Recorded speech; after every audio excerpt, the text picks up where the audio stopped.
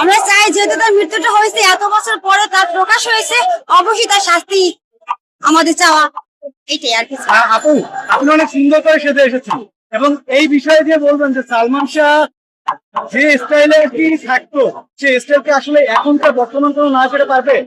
কোন নায়কই পারবে না। আজ পর্যন্ত যত হাজার হাজার লোক আসুক না কেন, হাজার সাকিব খান আসুক, সালমান খানের স্থানটা অন্য কেউ নিতে পারবে না। আর কিছু আর হচ্ছে যে যখন সালমান শাহ মারা গেছেন তখন আপনি কিসে পড়েন? তখন আমার জন্ম হয়নি।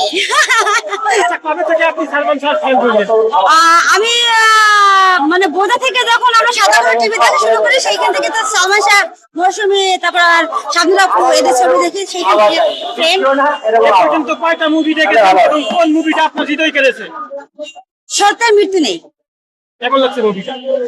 আপনার কাছে কেমন লাগছে? অসাধারণ। এই ছবিটা এমন একটা জিনিস, যেমন হলো কি আপনার আকাশে যতই মেঘ হোক না কেন, সূর্য অবশ্যই উঠবে, এটা তার প্রমাণ। সালমানের সাথে কোন জুটিটা ভালো লেগেছে? জি ভাইয়া, কার জুটি ভালো লেগেছে? কোন নায়িকা তার সাথে? শামিলা আপুর সাথে।